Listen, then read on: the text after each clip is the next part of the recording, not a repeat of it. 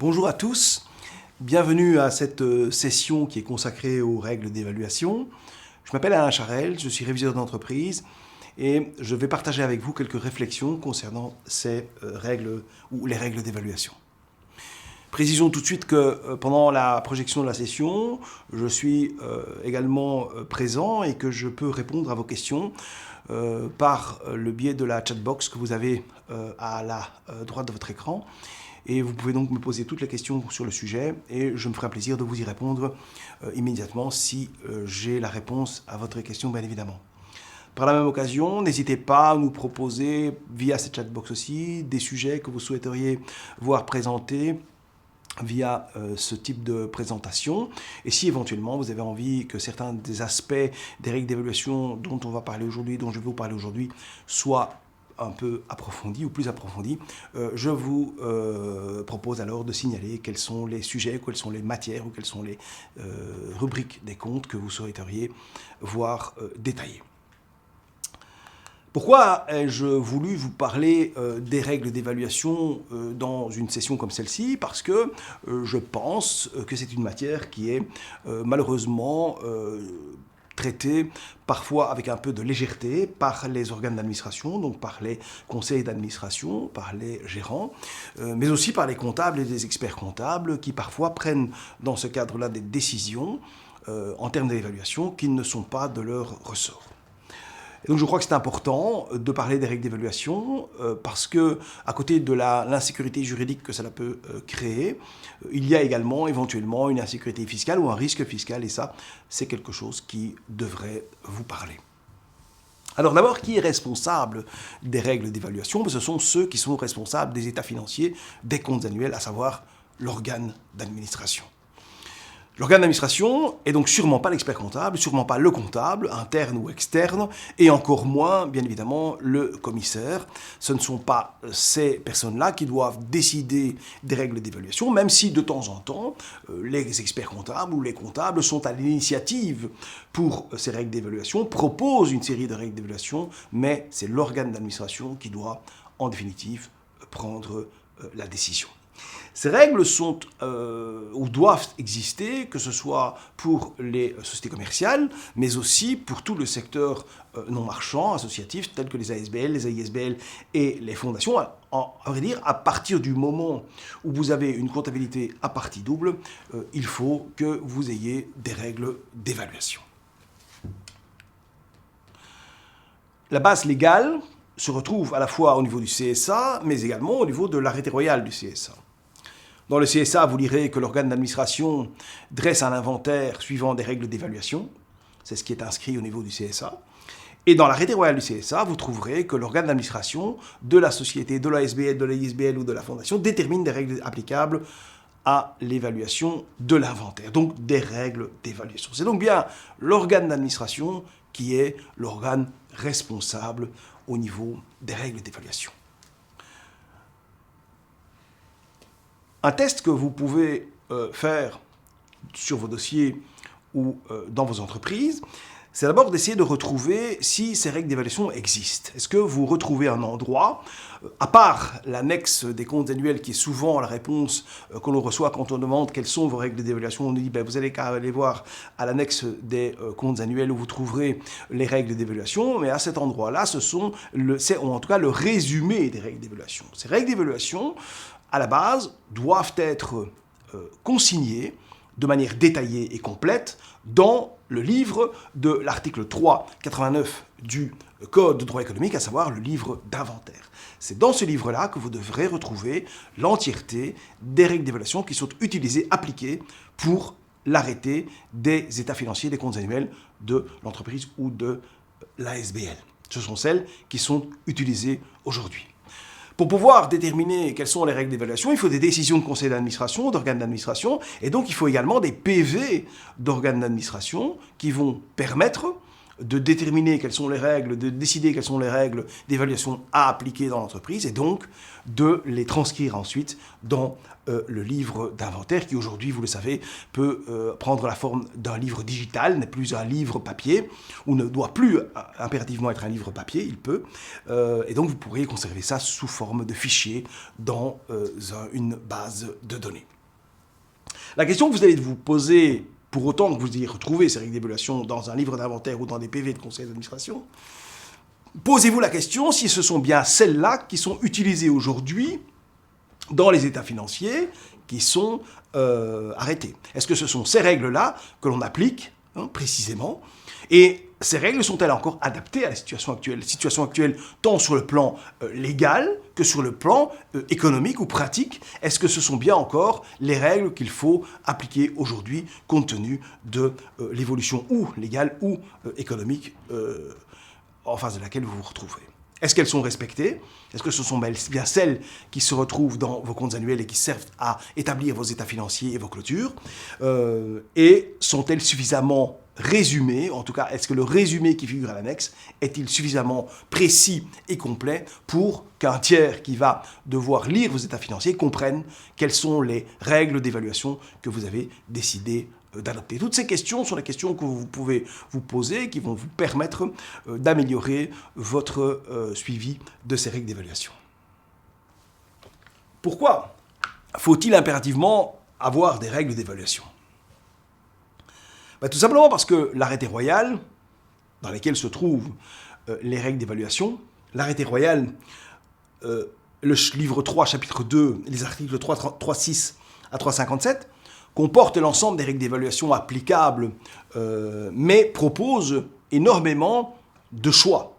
C'est-à-dire propose des solutions de valorisation qui sont celles qui sont proposées à la base par l'arrêté royal, mais propose pour certaines d'entre elles des choix possibles, et donc il y a une customisation possible de vos règles d'évaluation. Les avis de la CNC comportent également aussi plusieurs méthodes, parfois de valorisation, et dans ces différentes méthodes, il va falloir faire un choix.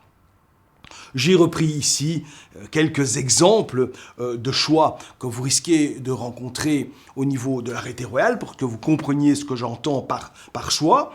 Je prends ici les frais de constitution et d'augmentation de capital. Vous savez que les frais de constitution et d'augmentation de capital sont en principe des charges, mais peuvent être comptabilisés sous les frais d'établissement à l'actif, pour autant que le conseil d'administration en ait décidé. Pour les commandes en cours d'exécution, je reviendrai juste après plus en détail encore sur les commandes en cours d'exécution, mais pour les commandes en cours d'exécution, l'arrêté royal prévoit une méthode de valorisation qui est ce qu'on appelle la méthode du pourcentage d'avancement, percentage of completion method, pour les règles internationales. C'est la méthode du pourcentage d'avancement qui prévoit que le bénéfice soit pris petit à petit en cours durant la réalisation de la commande. L'autre méthode possible, c'est la méthode du contrat complet, la completed contract method, qui est une méthode où le bénéfice est pris en fin de période. Cette méthode est une méthode optionnelle. Pour l'appliquer, il faut le décider. Les avis de la commission des normes comptables, je vise ici par exemple l'avis 2010/15 qui concerne les amortissements, qui comporte énormément de méthodes d'amortissement possibles et énormément de choix à réaliser au niveau des règles d'évaluation. Eh bien, ces différents choix sont alors à faire au niveau des règles d'évaluation, à la fois dans les PV de l'organe d'administration, mais également à retranscrire au niveau du livre d'inventaire. Donc, nécessité d'avoir des règles d'évaluation parce que l'arrêté royal prévoit des choix et que si vous ne décidez rien au niveau des règles d'évaluation, eh bien c'est l'arrêté royal tel quel qui s'applique sans choix possible. À côté du fait que les règles d'évaluation doivent exister principalement parce que le conseil d'administration, l'organe d'administration va vouloir déterminer quelles sont les règles qui sont à la base de la construction des états financiers dont ils sont responsables, et qu'il est logique que ce soit l'organe d'administration qui prenne la décision par rapport à ces règles d'évaluation, puisque c'est aussi l'organe d'administration qui est responsable des états financiers, pas les experts comptables et pas les comptables, les commissaires dans une autre mesure.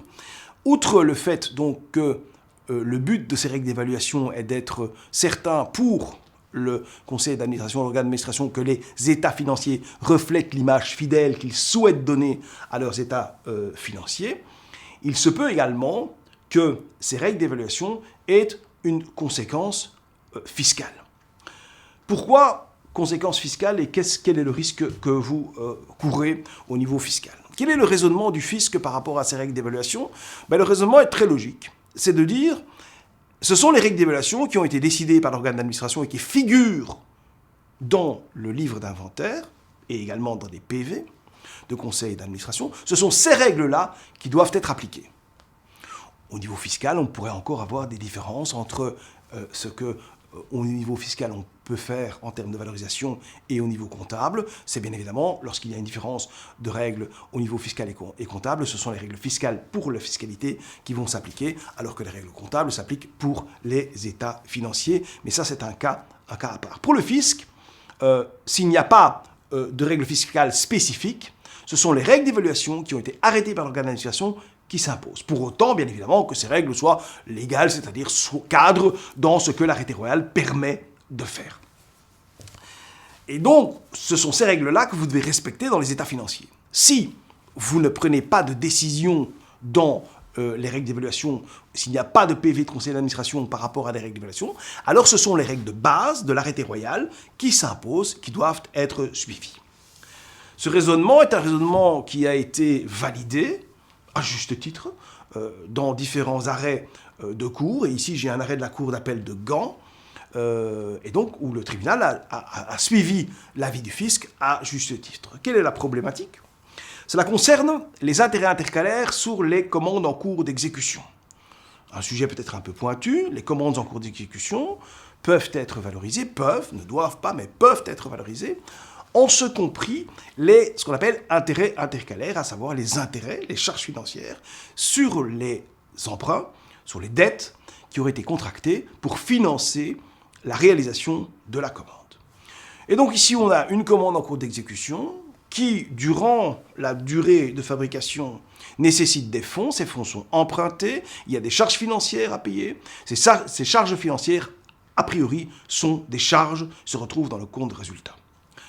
Mais il est possible de les inclure dans la valeur des commandes, donc de les mettre au bilan dans les commandes en cours d'exécution, dans la valeur des commandes, pour autant que le conseil d'administration, l'organe d'administration, en ait décidé ainsi. C'est une option, c'est une possibilité. Et ici, l'entreprise en question avait fait le choix, via son conseil d'administration, d'activer les frais, les intérêts intercalaires, et de les mettre donc dans les commandes en cours d'exécution. Ils ont appliqué cette méthode durant quelques années, et puis une année, ils ont décidé sans le décider réellement, ils ont repris ces mêmes charges financières ou ces charges financières, non plus dans le bilan, mais ils les ont laissées en compte de résultat dans les charges, ce qui correspond au traitement privilégié ou de base prévu par l'arrêté royal, bien évidemment. Le seul problème ici, c'est qu'ils n'ont pas pris de décision formelle dans le cadre d'un organe d'administration, et donc il n'y a pas de PV, il n'existait pas de PV de conseil d'administration, et que les règles d'évaluation dans le livre d'inventaire reprenaient encore l'ancienne méthode, la méthode avec intérêt intercalaire compris dans les commandes en cours d'exécution. Quel a été le raisonnement du fisc? C'est de dire, vos commandes en cours d'exécution au bilan sont sous-évaluées, et vous avez surévalué vos charges dans votre compte de résultat, et donc nous corrigeons et votre résultat et donc la valeur de vos commandes en cours d'exécution en rajoutant les intérêts intercalaires.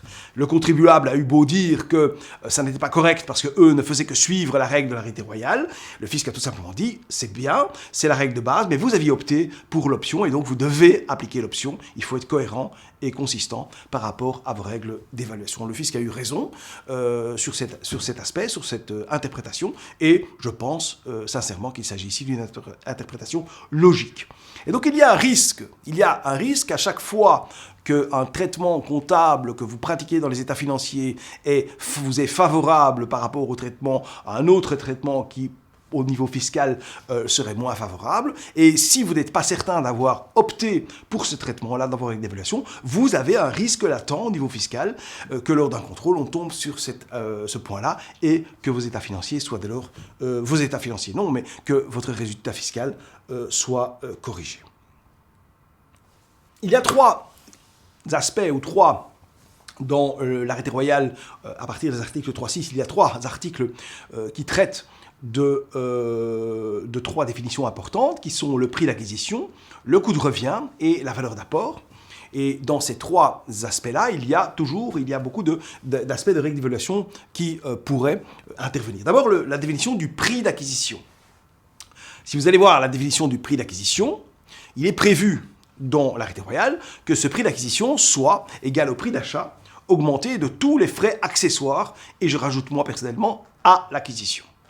Donc les frais accessoires, avec certains exemples qui sont cités dans l'arrêté royal, que je ne reprends pas ici, qui sont simplement quelques exemples de frais accessoires, mais qui ne sont absolument pas la liste exhaustive de tous les frais accessoires possibles et imaginables, ce sont tous les frais accessoires à l'acquisition qui permettent d'amener l'actif dans le patrimoine de l'entreprise et de l'utiliser, donc de le faire démarrer, de le faire utiliser donc, dans l'entreprise.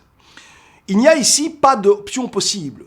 Le plus n'est pas un plus optionnel. Il n'y a pas moyen, si vous le décidez par exemple au niveau de conseil d'administration, de ne pas inclure les frais accessoires dans le prix d'acquisition. Ça n'est pas autorisé. Il est prévu que le prix d'achat plus les frais accessoires représentent la définition du prix d'acquisition pour un investissement ou pour tout autre actif figurant à votre bilan. Pour les stocks également, c'est la même définition. C'est le prix d'achat plus les frais accessoires à l'acquisition, je le répète encore. Vous trouverez, je ne l'ai pas mentionné ici, mais vous trouverez dans les avis de la commission de normes comptables sur ce sujet des commentaires dans lesquels on vous dira par exemple que des frais accessoires à l'acquisition qui sont par exemple des formations que vous allez devoir payer à votre personnel dans le cadre de l'utilisation d'un actif, eh bien ces frais-là sont spécifiquement pas inclus dans la valeur d'acquisition, ne peuvent pas être considérés comme des frais accessoires à l'acquisition et doivent être comptabilisés en charge. C'est un exemple parmi tant d'autres, et on pourrait très bien, au niveau des règles d'évaluation, lister ce genre de points en disant que, attention, ne doivent pas être inclus dans la valeur d'acquisition des frais de formation qui ont été payés pour l'utilisation des actifs. Ces frais-là doivent impérativement se retrouver en charge. Donc ces règles d'évaluation, si elles sont écrites de manière très détaillée, vont permettre aussi aux comptables et aux experts comptables de valoriser correctement les actifs et de donner une image qui est celle que le conseil d'administration, l'organe d'administration souhaite avoir dans les états financiers.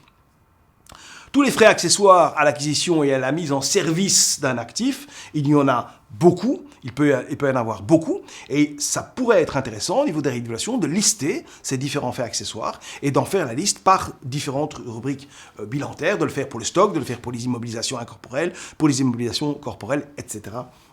etc. On pourrait également ici imaginer d'utiliser des forfaits, d'utiliser des standards, de standardiser ou de forfaitariser les frais accessoires. Si vous avez une acquisition d'un investissement pour lequel vous avez besoin de payer des frais de transport, des frais d'assurance, des frais de test de la qualité de la matière que vous avez achetée, des frais de chargement, des frais de déchargement, des assurances, je ne sais pas si je l'ai déjà dit, mais enfin toute une série de frais possibles, tous ces frais pourraient être listés déjà dans la règle d'évaluation de manière à simplifier la recherche des comptables vers ces différents types de frais qui doivent être inclus dans la valeur d'acquisition. Mais également, éventuellement, d'utiliser des forfaits, des pourcentages, des montants forfaitaires.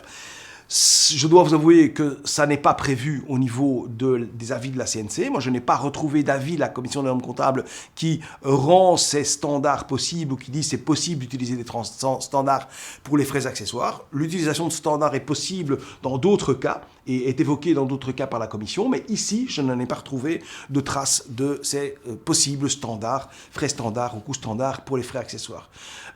Néanmoins, je crois que c'est totalement acceptable, pour autant, bien évidemment, que vous puissiez justifier comment ces standards ont été déterminés, que vous puissiez aussi revoir régulièrement les standards que vous avez utilisés, de manière à être certain qu'ils soient toujours actuels. Pensez à la situation actuelle où il y a une augmentation des prix de l'énergie. Si dans les standards que vous utilisez, il y a un morceau de coût d'énergie qui est inclus, il est évident qu'il faudra revoir les standards que vous utilisez aujourd'hui parce que ces coûts ont fortement augmenté. Et donc, ça se cadre et ça se prévoit au niveau des règles d'évaluation. Ça ne se publie bien sûr pas dans les annexes en détail, mais ça se retrouvera alors éventuellement dans des PV d'organes d'administration très détaillés et aussi dans les règles d'évaluation qui se trouvent dans le livre d'inventaire. Si vous me faites la remarque, à juste titre, que les conseils d'administration ne vont jamais décider eux-mêmes de ce genre de choses, vous aurez raison, mais ça n'empêche que les comptables, les financiers, les experts comptables peuvent très bien être à l'initiative et aller vers les conseils d'administration avec ce type de disposition qui permettra alors aussi de cadrer leurs responsabilités et leur travail beaucoup mieux sur certaines rubriques bilantaires, ça peut avoir du sens. Il est évident que tout ce que je raconte ici ne concerne pas toutes les formes d'entreprise, toutes les tailles d'entreprise, mais ça concerne quand même énormément d'entreprises, même entreprises familiales, même plus petites. Peut-être que dans certains secteurs, à certaines conditions, toutes ces règles d'évaluation spécifiques et complexes ne s'appliqueront pas. Mais d'expérience, je pense qu'il y a énormément de tailles d'entreprises et de secteurs qui sont concernés. Une autre règle importante, là, sur laquelle on pourrait avoir des conséquences fiscales importantes, concerne une règle spécifique, une particularité pour les frais accessoires des immobilisations financières et des placements de trésorerie. On est ici donc sur les comptes 28 ou les comptes de la classe 5, immobilisation financière ou placement de trésorerie. Il est prévu dans l'arrêté royal du CSA, article 3.19, paragraphe 2, que les frais accessoires puissent être pris en charge. Ils peuvent être pris en charge. Donc les frais accessoires à l'acquisition d'une immobilisation financière, les frais accessoires à l'acquisition d'un placement de trésorerie peuvent être pris en charge.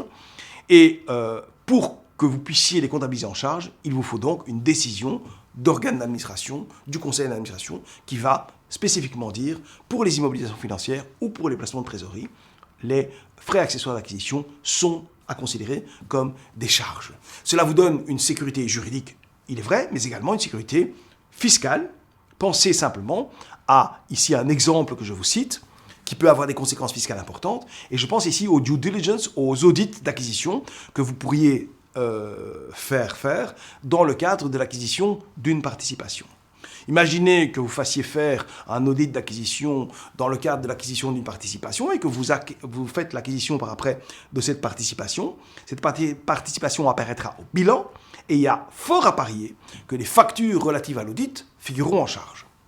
Alors, même si je trouve que cette comptabilisation-là est plus logique que la comptabilisation de ces frais d'acquisition à l'actif dans la valeur de la participation, il n'empêche que ce n'est pas ce qui est prévu par l'arrêté royal. Il s'agit donc de la règle de base qui s'impose, ces frais accessoires, cette facture ou ces factures relatives aux audits d'acquisition. Ce sont des frais accessoires à l'acquisition. Je ne pense pas que je me trompe dans la définition des frais accessoires à l'acquisition. C'est relatif à l'acquisition, c'est nécessaire pour l'acquisition, et donc ça devrait faire partie de la valeur d'acquisition avec le prix d'achat que vous avez payé pour la participation ou pour les placements de trésorerie dans une moindre mesure, parce que là, on n'aura pas des audits d'acquisition pour des placements de trésorerie. Si vous comptabilisez ces dépenses en charge, c'est, à mon sens, beaucoup plus logique, mais pour le faire, il va falloir que vous ayez une décision de conseil d'administration qui vous dit que vous avez le droit de le faire et que c'est une des options qu'ils ont choisi d'adopter.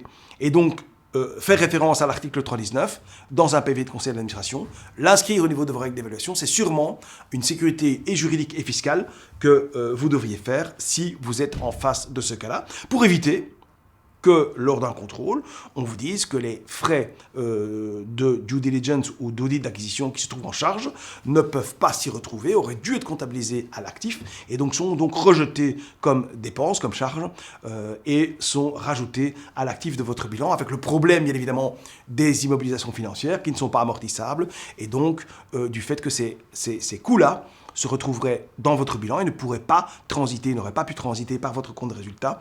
Et donc, il y aurait donc là un désavantage au niveau fiscal. Certains pensent probablement que dans ce cas-là, il n'y a pas de problème. Il suffira d'acter une réduction de valeur sur cette participation, réduction de valeur qui sera égale à la valeur des frais accessoires qui ont été rajoutés de ces audits d'acquisition qui en réalité ne représentent pas une réelle valeur complémentaire.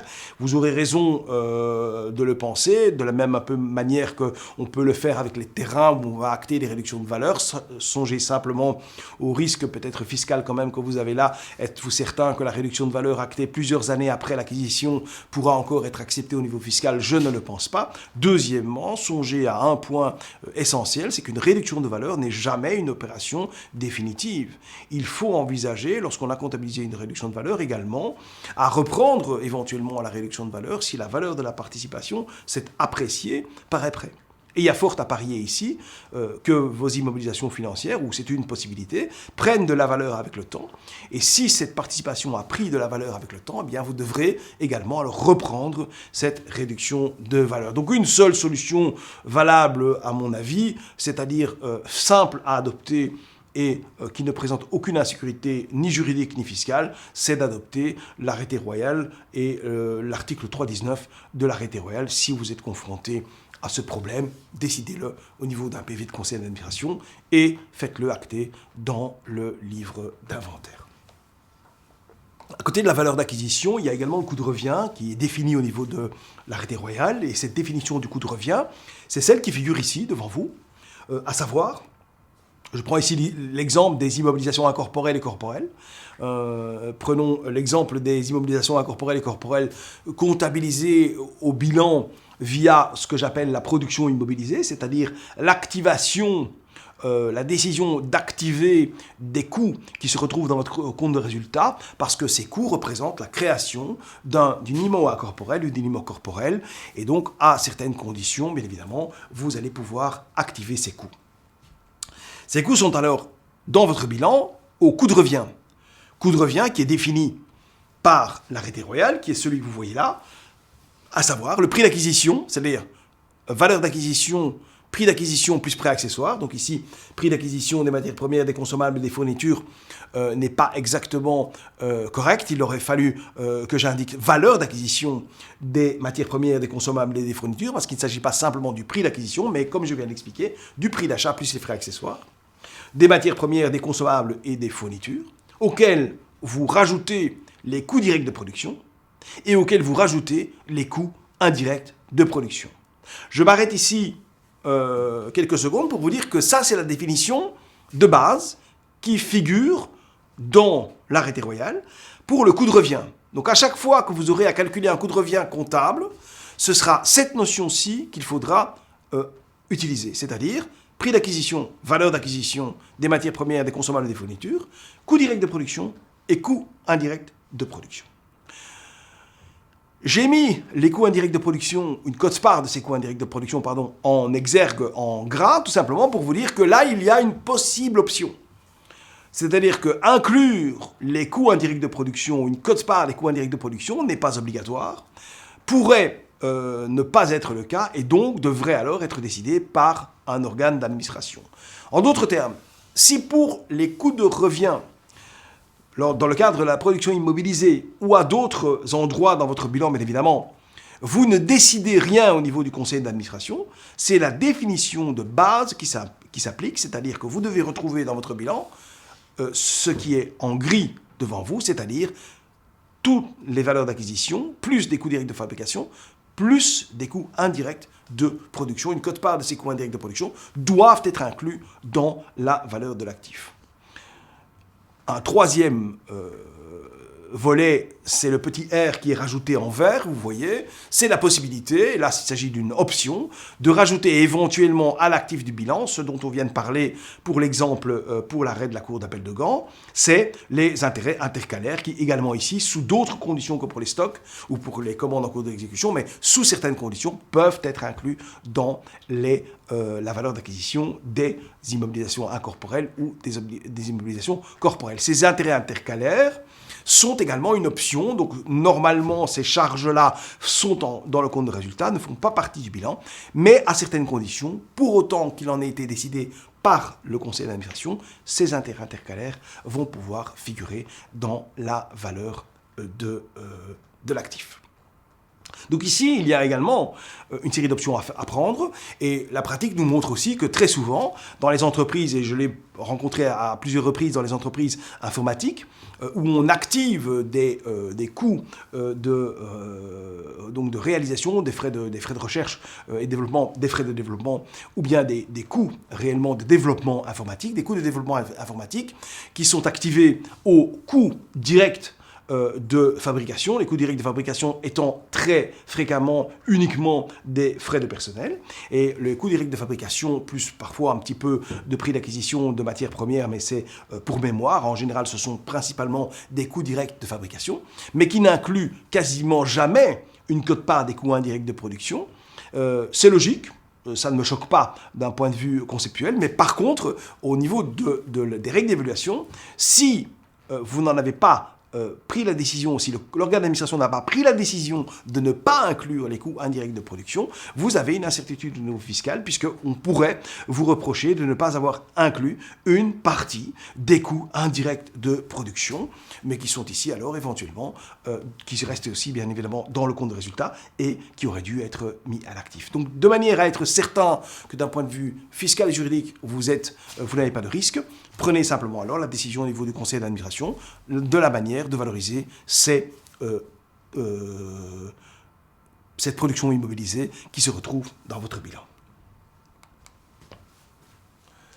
Pour les commandes en cours d'exécution, à nouveau peut-être un sujet plus pointu qui ne concerne pas tout le monde, mais intellectuellement quand même intéressant à aborder. Les commandes en cours d'exécution, outre les décisions qu'on vient de voir au niveau du comment calcule-t-on le coût de revient, est-ce qu'on inclut ou non les coûts indirects de production? Est-ce qu'on inclut, oui ou non, les intérêts intercalaires dans les commandes en cours d'exécution? Ça, c'est aussi une option. Il y a encore une dernière décision à prendre, et vous voyez qu'ici, sur cette rubrique-là, il y a véritablement beaucoup de manières possibles de valoriser une commande en cours d'exécution. Eh bien, vous allez avoir éventuellement ici le choix à faire entre les deux méthodes qui sont la valorisation de la commande en cours d'exécution selon la méthode du contrat complet, la Completed Contract Method, qui est l'option que l'arrêté royal du CSA a choisi de suivre. Mais la règle générale pour l'arrêté royal, c'est la méthode du pourcentage d'avancement, où le résultat est comptabilisé petit à petit au fur et à mesure de l'avancement de la commande.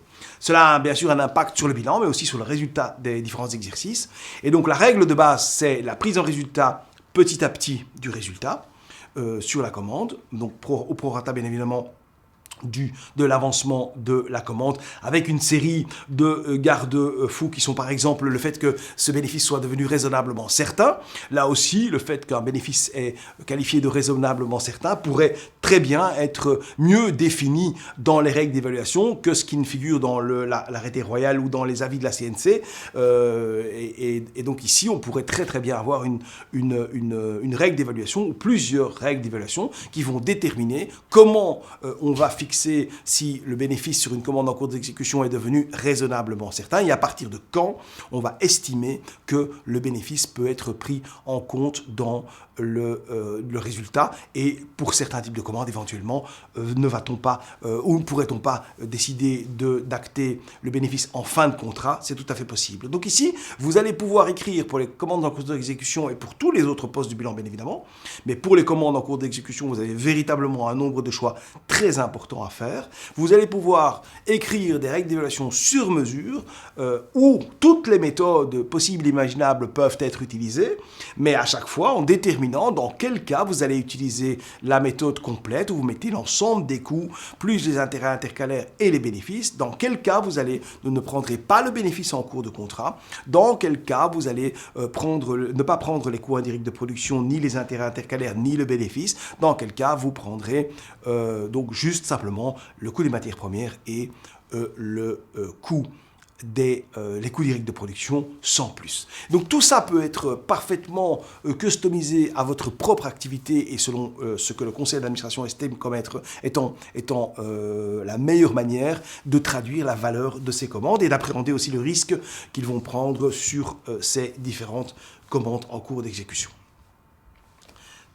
Tous ces détails, bien sûr, ne figureront pas dans l'annexe. Dans l'annexe, on peut se contenter d'évoquer les différentes méthodes qu'on utilise, sans donner beaucoup plus d'explications.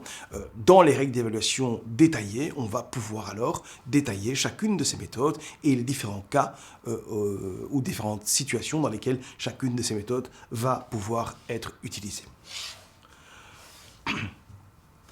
Une dernière définition ici que je voulais aborder avec vous. À côté de la valeur d'acquisition, à côté du coût de revient, il y a également la valeur d'apport, où, contrairement aux autres cas, la valeur d'apport ne comprend pas les impôts et les frais relatifs aux apports. C'est donc une exception à la définition de base, qui est de dire que les frais accessoires accompagnent le principal. Ici, les frais accessoires relatifs à l'apport ne peuvent pas être repris dans la valeur des apports, et ces frais-là sont donc comptabilisés dans le compte de résultat, dans les charges financières en 657 ou en 658. Vous retrouverez la base légale de ce que je vous écris ici dans l'article 390, lettre romaine VC, quatrièmement de l'arrêté royal du CSA, c'est-à-dire tout à la fin, là où vous avez les différentes rubriques du bilan et du compte de résultat, plus détaillées dans des articles assez longs. Et donc là, vous allez pouvoir retrouver la définition de ces rubriques de 657 à 658, et vous retrouverez là qu'il s'agit notamment, se comptabiliser dans ces comptes-là, des frais accessoires aux apports, dans le cas d'un apport en nature. On vise ici les apports en nature, bien évidemment. Les quasi-apports dont on parle encore toujours pour les SA ne sont pas concernés, ce ne sont pas des apports. Les quasi-apports sont des ventes et donc doivent être traités et valorisés de la même manière que pour une acquisition, c'est-à-dire prix d'achat plus frais accessoires à l'acquisition. Ces frais accessoires aux apports peuvent éventuellement figurer quand même à l'actif, pas avec la valeur d'acquisition, mais à part, dans la rubrique des frais d'établissement. Et c'est alors sur base d'un choix de l'organe d'administration qui doit également figurer dans un PV et dans les règles d'évaluation qu'on va pouvoir comptabiliser les frais accessoires à l'acquisition de cette manière-là dans le bilan. Ou des règles d'évaluation en général assez connues qui ne posent pas trop de problèmes pour la majorité d'entre vous, ce sont les amortissements, où on a beaucoup plus l'habitude d'écrire et de prévoir des règles d'évaluation. Simplement, je voudrais vous inviter à lire ou relire l'avis de la CNC 2010/15 qui va exposer toute une série de méthodes et d'exemples intéressants qui pourraient être utilisés ou qui devraient peut-être être envisagés afin de sortir peut-être des sempiternels linéaires et amortissements linéaires qui sont maintenant quasiment la règle, avec des taux assez communs également. Là aussi, ça ne concerne probablement pas tous les cas d'entreprise ou tous les actifs à amortir, mais dans certains cas, il peut être intéressant d'envisager d'autres méthodes plus adaptées pour couvrir les amortissements. Les méthodes dégressives qui ont été abrogées, excusez-moi, à l'ISOC depuis 2020, mais il n'empêche que comptablement, on peut toujours les adopter et les utiliser. Le linéaire, le progressif, l'amortissement progressif qui est l'inverse du dégressif, les amortissements accélérés au niveau fiscal, ou toutes les autres méthodes qui sont basées sur des critères qui sont beaucoup plus des critères opérationnels que des critères assez, on va dire, artificiels comme le linéaire, qui sont par exemple des critères de consommation de prestations, qui sont des critères d'intensité d'utilisation d'une immobilisation, de nombre d'heures de fonctionnement, de volume de production, nombre de pièces produites, etc., etc., sont des critères qui permettent de mieux cadrer la perte de valeur d'un actif immobilisé d'exploitation durant l'année qu'un amortissement linéaire, par exemple, ne va pouvoir le faire. Donc envisagez éventuellement d'autres méthodes un petit peu plus inventives. Bien évidemment, ce sont des méthodes qui vous demandent beaucoup plus de travail en termes de recherche d'informations pour pouvoir cadrer ces amortissements, mais qui sont alors des méthodes qui sont meilleures, à mon sens, pour traduire dans les états financiers la perte de valeur de l'année en fonction de l'utilisation.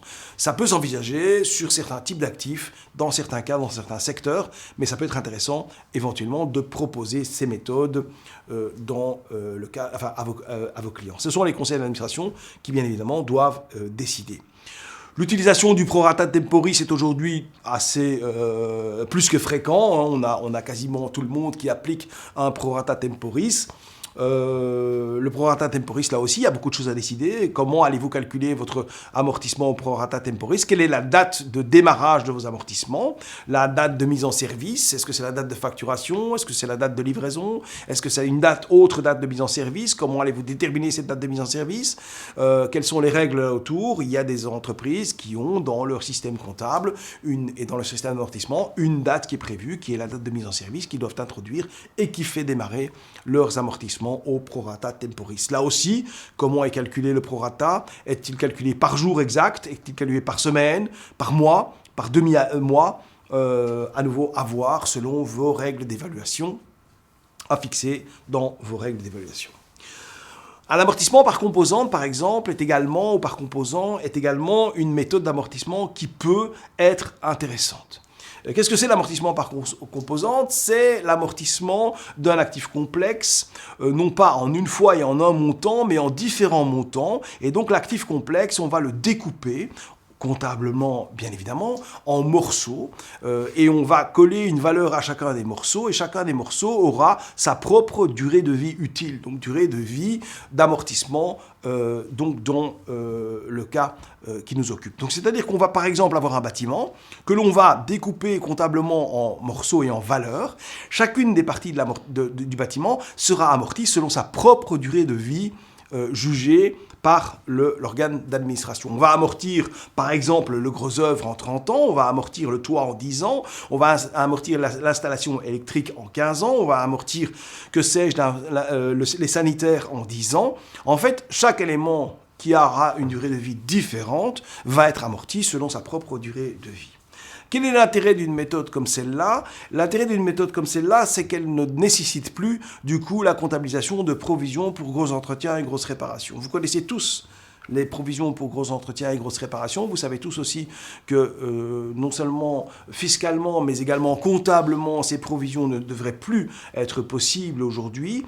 Fiscalement parlant, elles ne sont plus acceptées. Comptablement parlant, elles ne devraient plus l'être non plus, puisqu'une provision pour grosses réparations et gros entretiens qui est fait graduellement, et d'ailleurs toutes les provisions graduelles, sont des provisions qui ne répondent pas, selon moi, à la définition des provisions qui figurent à l'arrêté royal, et donc ne devraient plus être autorisées, puisqu'une provision est, par définition, l'estimation, la meilleure estimation à la date de clôture du montant qui permettrait d'éteindre l'engagement pour laquelle on comptabilise la provision. Et donc une provision graduelle, par définition, ne répond pas à cette définition donc, de la provision. Et donc pour éviter de devoir comptabiliser des provisions pour la réparation et pour la remise en état de votre toit, alors que vous l'amortissez sur 30 ans, et alors que sa durée de vie économique n'est que de 10 ans, sa durée de vie utile, n'est que de 10 ans, eh bien vous allez contourner ce problème en amortissant votre toit en 10 ans et plus en 30 ans. Et lorsque vous remplacerez le toit, vous ferez un nouvel investissement que vous amortirez à nouveau sur 10 ans. Ça contourne le problème des provisions et ça vous empêche donc d'avoir des provisions bilan qui sont fiscalement non acceptées et qui devraient également ne pas être acceptées d'un point de vue comptable. Quel taux allez-vous pratiquer, allez-vous utiliser? Ça aussi, ça doit être déterminé dans la règle d'évaluation. C'est bien sûr très fréquemment le cas d'avoir la définition et d'avoir les différents taux dans les règles d'évaluation. Dans les annexes, on va voir par exemple une fourchette de taux de 10 à 15%, de 10 à 20%. Mais dans les règles d'évaluation, il devrait figurer une explication claire de quand doit-on utiliser 10, quand doit-on utiliser 15, quand doit-on utiliser 20, et quels sont les cas où on va utiliser chacun de ces différents taux, de manière à ce que ce choix-là ne soit pas laissé à l'appréciation des comptables ou des experts comptables, mais que ce soit fixé par des règles d'évaluation par les conseils d'administration. Utilisez-vous ou non un montant minimal pour les investissements? Y a-t-il un montant minimal pour certains types d'investissements et d'autres montants minimaux pour d'autres types d'investissements? Ça n'est pas exclu. Je pourrais vous citer des exemples où le taux minimal n'est pas uniforme, où il y a un taux minimal pour certains types d'investissements et pour d'autres types d'investissements, le montant minimal d'investissement est beaucoup plus élevé. Et donc, à mon sens, ça n'est absolument pas un problème. Il y a peut-être éventuellement une conséquence fiscale à ces montants minimaux niveau, je suis d'accord avec vous, mais à la base, les règles d'évaluation ne sont pas des règles d'évaluation fiscale, ce sont des règles d'évaluation comptables. Et donc ces montants minimaux devraient alors également figurer dans les règles d'évaluation. Quelques exemples maintenant de rubriques bilantaires que je voulais parcourir avec vous, sur lesquels j'ai noté quelques éléments, à mon avis, qui doivent être envisagés dans le cadre des règles d'évaluation. Et alors, il ne s'agit absolument pas d'une liste exhaustive, hein. Attention, ne prenez pas les différents bullet points comme une liste exhaustive de tous les points que vous devez prévoir pour les règles d'évaluation. Ce n'est absolument pas le cas. Si certaines de ces rubriques vous intéressent et je pourrais approfondir ces rubriques dans une autre présentation, faites-le savoir, et c'est ça que je voulais dire au début de la présentation. Et comme ça, je pourrais alors développer peut-être de manière plus exhaustive tous les aspects que j'estime être nécessaires à prévoir par rubrique. J'ai simplement ici pris les choses qui je pense être, ou que je crois être des éléments qui sont fréquents et que vous allez rencontrer fréquemment, et pour lesquels vous devriez éventuellement prévoir des décisions au niveau du conseil d'administration. Pour les frais d'établissement, il est clair que l'amortissement, par exemple, est prévu à 20% au moins. Si on dit 20% au moins, ça veut dire qu'éventuellement, on peut faire plus, puisque c'est 20% au moins. Et si on veut faire plus, c'est-à-dire un amortissement plus rapide, il y a la possibilité donc de prévoir, à mon sens, un amortissement plus rapide, un taux plus élevé, mais ceci devrait alors être décidé au niveau des règles d'évaluation. Vous savez que les frais d'émission d'emprunt peuvent être amortis sur la durée de l'emprunt et ne doivent donc pas être amortis sur la base des 20% au moins des frais d'établissement en général. Vous pouvez les amortir donc sur la durée d'émission de l'emprunt, mais ça nécessite également une décision, à mon avis, du conseil d'administration.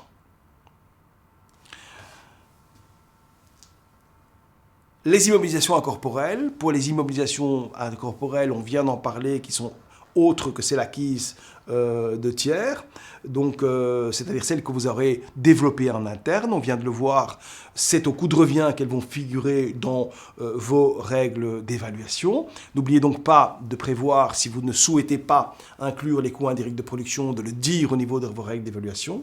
N'oubliez pas également de préciser si vous souhaitez inclure ou non inclure, parce que le non, c'est la règle de base. Donc, si vous souhaitez inclure les intérêts intercalaires dans votre coût de revient, n'oubliez pas de le préciser dans vos règles d'évaluation. N'oubliez pas non plus, attention, de annuler cette décision par une contre-décision si vous décidez de ne plus inclure les intérêts intercalaires. Ne croyez pas que le fait de suivre la règle de base qui est prévu au niveau de l'arrêté royal, soit automatique. À partir du moment où vous avez pris la décision d'activer les frais intercalaires ou de faire un choix d'option, quelle que soit l'option au niveau des règles d'évaluation, si vous ne voulez plus utiliser cette option, il faut le décider et le mettre dans un PV de conseil d'administration et modifier vos règles d'évaluation au niveau du livre d'inventaire. C'est extrêmement important, puisque c'est exactement l'exemple que je vous ai repris de la Cour d'appel de Gand, où il s'agissait de l'application de la règle de base qui était prévue par l'arrêté royal, qui n'aurait pas dû être décidée en principe puisque c'est la règle de base de l'arrêté royal, mais néanmoins, puisque le contribuable avait pris la décision d'activer ses frais, ses intérêts intercalaires, il fallait, pour pouvoir les retrouver au compte de résultat et ne plus les activer, prendre une contre-décision et l'acter au niveau des règles d'évaluation. C'est extrêmement important également. En ce qui concerne les immobilisations incorporelles, il est prévu une règle particulière lorsqu'elles sont activées au coût de revient, c'est-à-dire via la production immobilisée au coût de revient, c'est que ce coût de revient doit toujours être inférieur à une estimation prudente de la valeur d'utilisation de ces immobilisations incorporelles ou de leur valeur de rendement futur. Pourquoi est-ce que je reprends ça ici? Parce que je pense qu'au niveau des règles d'évaluation, il est important de prévoir des règles et des méthodes pour déterminer cette valeur d'utilisation ou valeur de rendement futur. Quelles sont les manières que le conseil d'administration souhaite mettre en place pour pouvoir déterminer quelle est la durée, quelle est la valeur d'utilisation d'immobilisation corporelle que l'on a développée en interne et activée au bilan? Quelle est la valeur de rendement futur de ces immobilisations incorporelles? Comment la calcule-t-on? De manière à ce que ce test de valeur puisse être donc prévu dans les règles d'évaluation. De cette manière-là, les comptables, les financiers, les experts comptables ont également les informations nécessaires pour calculer l'estimation prudente qui doit être faite de la valeur d'utilisation ou de la valeur de rendement futur pour la comparer au coût de revient et éventuellement envisager la comptabilisation sur ces lignes-là du bilan d'une réduction de valeur, en tout cas de la proposer aux organes d'administration. Donc tout ça est parfaitement gérable par des règles d'évaluation et donc par des dispositions précises au niveau des règles d'évaluation et ce serait même ou c'est même souhaitable. En ce qui concerne les immobilisations financières, on en a déjà un petit peu parlé en vous disant qu'effectivement, vous avez à décider si oui ou non vous souhaitez que les frais accessoires soient comptabilisés avec le principal à l'actif ou bien se retrouvent en charge. La prise en charge de ces frais accessoires d'acquisition est possible, mais demande une décision de conseil d'administration. Ici également, pour les immobilisations financières, il est prévu d'acter des réductions de valeur. Et les réductions de valeur sur les immobilisations financières doivent être actées lorsqu'il y a une moins-value ou une dépréciation qui est jugée durable. À nouveau, ce sont des termes que l'arrêté royal utilise et qui ne sont pas suffisamment clairs et définis, à juste titre. Et donc, en fait, on demande, ou on peut demander au conseil d'administration ici, de définir très clairement comment on va déterminer si une moins-value ou une dépréciation est durable et surtout comment va-t-on évaluer quelle est la valeur de la participation à la date de clôture pour pouvoir la comparer à sa valeur d'acquisition. Ici, le problème est que vous avez à votre bilan une immobilisation financière qui a été acquise il y a quelques années à un certain prix d'acquisition, que les frais accessoires d'acquisition, vous les avez mis à l'époque en charge, vous avez donc juste le prix d'acquisition de la participation. Comment pouvez-vous justifier que malgré la valeur actuelle de la participation, vous n'ayez pas acté de réduction de valeur? Comment déterminez-vous la valeur actuelle de la participation pour la comparer à la valeur comptable de cette participation? Vous pourriez déjà, au niveau des règles d'évaluation, prévoir toutes les méthodes que vous jugez acceptables pour déterminer la valeur de votre participation. Une méthode d'actif net corrigé, une méthode de discounted cash flow, que sais-je, d'autres méthodes de rendement. Vous pouvez donc déjà définir quelles sont les différentes méthodes que vous allez utiliser pour pouvoir déterminer année après année quelle est la valeur, à votre avis, de la participation. Pour pouvoir comparer cette valeur, ce calcul-là, à la valeur comptable et juger si oui ou non il est nécessaire d'acter une réduction de valeur.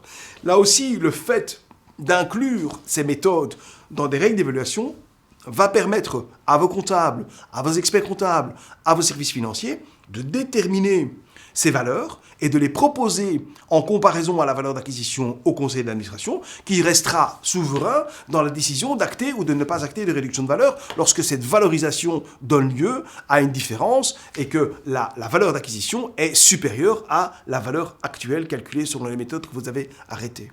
Vous pouvez également inclure dans les règles d'évaluation, et c'est souhaitable, ce que vous entendez ou ce que le conseil d'administration entend par durable. Durable peut par exemple vouloir dire 2 années successives. Vous pourriez très bien dire, si nous observons que durant 2 années successives, consécutives, la valeur que l'on calcule de la participation par rapport à sa valeur d'acquisition est inférieure, alors à la fin de la 2e année, nous acterons une réduction de valeur parce que nous estimons que la moins-value, la dépréciation est durable. 2 ans, 3 ans, pourquoi pas, c'est à vous, en tant qu'organe d'administration, de décider de ça.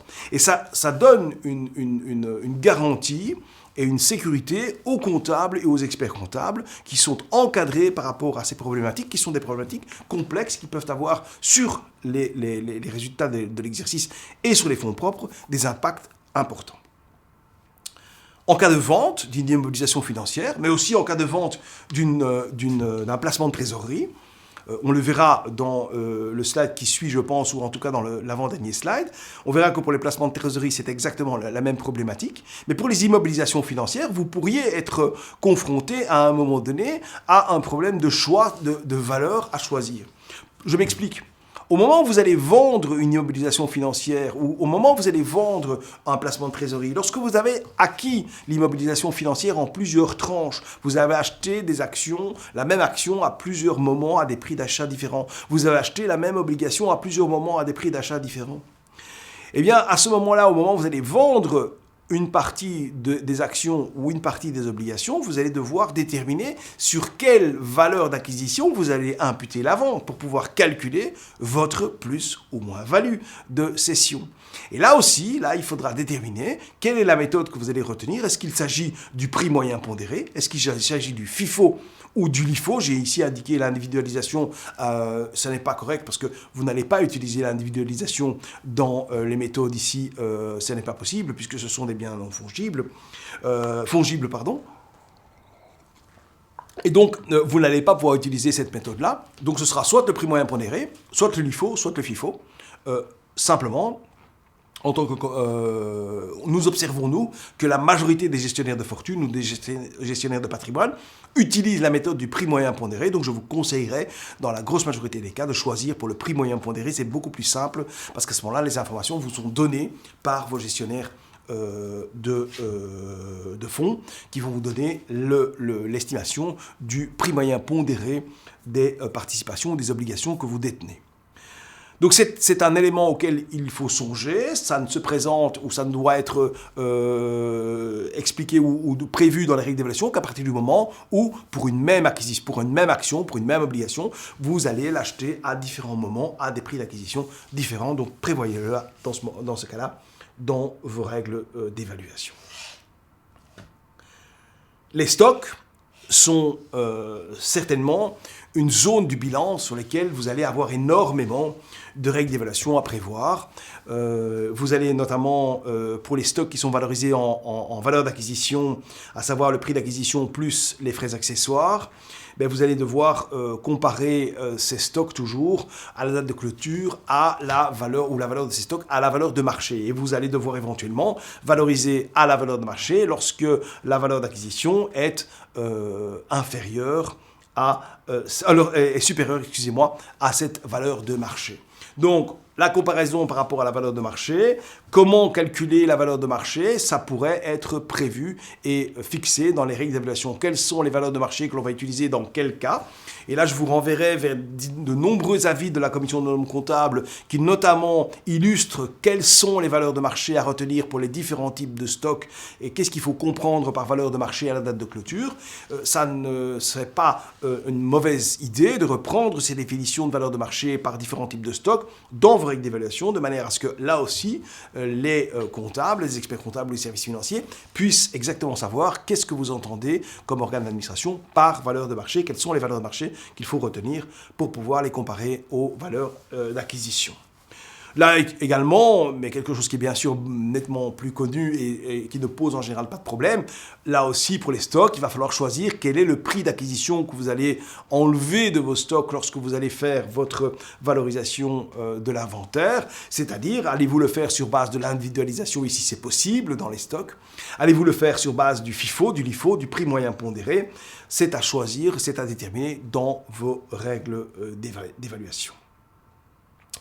Ici, je vous l'ai déjà dit également, lorsqu'on parle de frais accessoires à l'acquisition, donc le prix d'achat plus les frais accessoires, il n'est pas exclu, et ce serait même une assez bonne idée, de lister différents types de frais qui peuvent être inclus, qui devraient être inclus en tant que frais accessoires dans l'acquisition. Ça simplifie aussi le travail de vos comptables. Et il pourrait également être éventuellement fait usage de standards, de forfaits. Je l'ai déjà expliqué là tout à l'heure. Même si ces standards et ces forfaits, pour les frais accessoires, ne sont pas spécifiquement prévus par l'arrêté royal ni par les avis de la CNC. Je ne vois pas pourquoi vous ne pourriez pas les utiliser. Pour les stocks, ça peut s'imposer parce qu'il est très compliqué, bien évidemment, pour les stocks de retrouver les frais réels accessoires à l'acquisition. Et très souvent, les entreprises sont obligées d'utiliser des frais accessoires qui sont ou standardisés ou forfaitarisés, dont on a déjà parlé précédemment. Le coût de revient pour les stocks, on en a parlé. Le coût de revient qui va comporter deux possibles volets pour les produits finis et les en cours de fabrication. Déterminer si oui ou non vous incluez les coûts indirects de production. Si vous ne souhaitez pas les inclure, il faut le décider. Vous pouvez également différencier les cas, c'est-à-dire ne pas utiliser une seule règle pour les coûts indirects de production. Vous pourrez très bien imaginer que sur certains types de stocks, dans certains cas, vous incluez les coûts indirects de production et dans d'autres pour d'autres stocks, pour d'autres cas, vous ne les incluez pas. Tout ça peut parfaitement être écrit sur mesure dans vos règles d'évaluation. Pour les commandes en cours d'exécution, là également, vous aurez à décider, je l'ai déjà dit, à la fois si ces coûts indirects de production doivent être inclus ou ne doivent pas être inclus. Là aussi, vous pouvez différencier les cas. Il n'y a aucun souci, vous pouvez lister les différents types de cas, les différents cas de figure auxquels vous estimez qu'il faut inclure les coûts indirects de production et ceux pour lesquels vous estimez qu'il ne faut pas inclure les coûts indirects de production. Même chose avec les intérêts intercalaires, même chose en ce qui concerne le choix de valoriser les commandes en cours d'exécution selon la méthode du pourcentage d'avancement ou selon la méthode du contrat complet. Je vous rappelle que l'arrêté royal prévoit comme règle de base la méthode du pourcentage d'avancement qui, en principe, est aussi la meilleure et la moins manipulable. Une dernière chose pour les stocks et ensuite quelques mots rapides sur les placements de trésorerie. Les stocks, il y a peut-être encore aussi une chose à prévoir dans le cas où vous avez des commandes en cours d'exécution, c'est l'éventuelle compensation que vous allez pouvoir faire à la date de clôture entre les commandes en cours qui figurent à l'actif et les acomptes versés sur ces commandes qui figurent au passif. Cette compensation est aujourd'hui absolument possible dans tous les cas, sans aucune condition, à la seule condition près quand même que ça doit être décidé par le conseil d'administration, l'organe d'administration. Parmi les règles d'évaluation, j'estime qu'il est nécessaire qu'il y ait une décision de présentation de manière compensée et cette présentation est alors utilisée pour les états financiers, pour les comptes annuels, même si en annexe vous aurez le détail des différentes commandes en cours d'exécution, à la fois l'actif et les acomptes versés au passif. Je termine avec le placement de trésorerie, pour lesquels, là aussi, je l'ai déjà signalé, il faut prendre la décision par rapport aux frais accessoires, qui éventuellement peuvent ne pas être inclus dans la valeur d'acquisition des placements de trésorerie. C'est une décision à prendre. N'oubliez pas également, ici, de choisir, dans le cas où vous avez des placements de trésorerie achetés, les mêmes, bien évidemment, achetés à différents moments, à des prix d'achat différents. N'oubliez pas de choisir pour une des méthodes de valorisation qui est le coût moyen pondéré, le FIFO ou le LIFO, et pensez au fait que vos gestionnaires de fonds utilisent eux probablement le prix moyen pondéré, donc je vous conseillerais d'également utiliser le prix moyen pondéré dans vos règles d'évaluation pour vous faciliter la vie. J'ai parlé beaucoup des commandes en cours d'exécution. Vous aurez peut-être compris entre les lignes que c'est un de mes dadas. J'espère que je ne vous ai pas trop barbé avec ce sujet. Je pense que c'est un sujet intéressant. Intellectuellement parlant, et ça ne concerne peut-être pas chacun d'entre vous, mais c'est intéressant, je pense, d'en entendre parler de temps en temps. En tant que slide de résumé ou d'élément de résumé que je voulais partager avec vous, et qu'est-ce que je voudrais que vous reteniez en tout cas de cette session, c'est l'importance des règles d'évaluation et surtout de vous poser la question si ces règles existent réellement dans les dossiers qui sont vos dossiers ou bien dans les entreprises dans lesquelles vous travaillez. Est-ce qu'elles existent? Est-ce qu'elles se trouvent dans le livre d'inventaire? Est-ce qu'elles ont été décidées par des organes d'administration? Est-ce qu'elles sont bien celles que vous utilisez dans la comptabilité de tous les jours? C'est extrêmement important pour créer de la sécurité juridique, c'est une chose, mais surtout pour créer de la sécurité fiscale, vous l'aurez compris. Si vous ne retrouvez pas de règles d'évaluation au niveau du livre d'inventaire, ou en tout cas pas des dernières, et si vous ne trouvez pas non plus de PV de conseil d'administration, n'hésitez pas à en faire un PV aujourd'hui de conseil d'administration ou un point à une réunion de conseil d'administration dans laquelle toutes les règles que vous utilisez aujourd'hui seraient reprises et sont une fois pour toutes validé par le conseil d'administration ou l'organe d'administration. Au moins, ça vous créera une sécurité à partir de maintenant et les inclure alors et les reprendre également dans votre livre d'inventaire. N'hésitez pas à reprendre de temps en temps un point concernant les règles d'évaluation dans les points de l'ordre du jour des réunions de conseil d'administration. Vous aurez au moins un conseil d'administration par an qui va arrêter les états financiers, c'est obligatoire. Donc au cours de ce peut-être seul conseil d'administration, n'hésitez pas de temps en temps, je ne dirais pas chaque année, mais de temps en temps à reprendre un point concernant les règles d'évaluation pour refaire le point sur celles que vous utilisez dans les états financiers, les principales ou toutes. Surtout également quand il y a des nouveaux administrateurs ou administratrices qui sont nommés. C'est peut-être intéressant également de refaire le point pour être certain que tout le monde est bien d'accord avec les règles que l'on utilise. Assurez-vous également que les annexes reprennent un résumé suffisamment complet de vos règles d'évaluation, actuelles aussi, en faisant référence aux bons arrêtés royaux. Ne faites plus référence à l'arrêté de 76, il a été changé depuis. Assurez-vous également que ce sont bien les règles qui figurent dans votre livre d'inventaire. Pour le surplus, je vous dirais, référez-vous au chapitre 2 de l'arrêté royal, les articles 3, 6 à 357, l'arrêté royal du 29 avril 2019 qui reprend en fait l'ensemble des points que j'ai parcourus et bien plus encore. Mais il y a également des informations qui vont figurer dans les avis de la CNC, donc il y a pas mal d'informations à compiler pour pouvoir avoir une idée générale de l'ensemble de vos règles ou des règles d'évaluation possibles, des choix possibles au niveau des différentes rubriques du bilan. Je vous remercie pour votre attention. J'espère que cette session vous a intéressé. N'hésitez pas encore à me poser des questions. Je serai là encore quelques minutes présent pour vous y répondre. Et n'hésitez pas non plus à nous informer si certains points ou aspects de cette présentation, vous souhaiteriez que je les développe un peu plus ou si vous avez d'autres sujets qui vous intéressent. Merci beaucoup. Bonne journée.